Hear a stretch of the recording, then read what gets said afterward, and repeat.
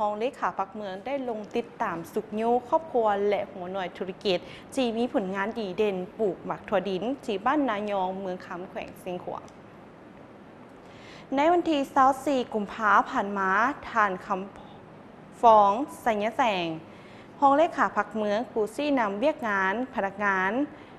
ขออภัยนะทับสมซึ่งว่าเป็นผู้ซี่นำเวียกงานผักพนักงานพร้อมด้วยขณะได้ลงติดตามสุกโยครอบครัวและหัวหน่วยธุรกิจที่มีผลงานดีเด่นปลูกหมักถั่วดินบ้านนายองเมืองคำแขวงเชียงขวางอย่างเป็นทางการ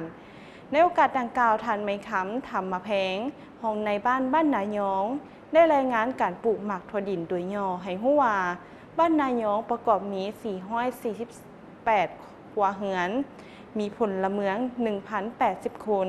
ซึ่งภายในบ้านยังได้ถือเอาการปลูกฝังเลี้ยงสัตว์เป็นอาชีพในการพัฒนาชีวิตการเป็นอยู่ของประชาชนเป็นต้นแมนการปลูกหมักถั่วดิน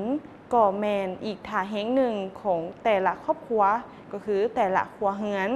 ซึ่งได้เริ่มปลูกมาตั้งแต่ปี 2019 หาปี 2023 ในเนื้อที่ดิน20 กว่าเฮกตาร์สามารถเก็บเกี่ยวผลปลูกได้อยู่ที่ 7,5,450 กิโลโดยมีบริษัทเจเรอร์กสิกรรมให้การสนับสนุนสนองทื้นเซนสนองแนวพันธุ์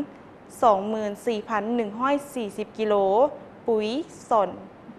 และกับปุ๋ยนะคะผสมเนาะแล้วก็สอนด้านเทคนิคการปลูกการบัวและปัดรักษาและรับซื้อผลผลิตภัณฑ์คืนด้วยราคา22,000 กีบต่อกิโลสามารถสั่งไล่หับเข้าบ้าน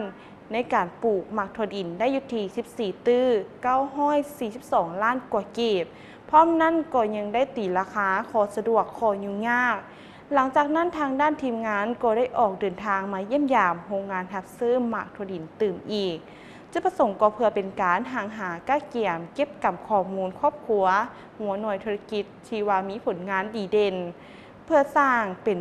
ครอบครัวต่อแบบใส่ในกล่องประชุมใหญ่ของคณะบริหารงานพรรคเมืองคำสมัยที่11ที่ว่าใกล้จะเปิดขึ้นในวัยนี้นั่นเองท่านผู้ชมเนาะแล้วก็ต้องขอขอบใจภาพข่าวข้างนี้จากสายคำด่งมาลานั่นเองที่ว่าได้เอาข่าวมาให้พวกเขาได้รายงานในเมื่อนี้นั่นเอง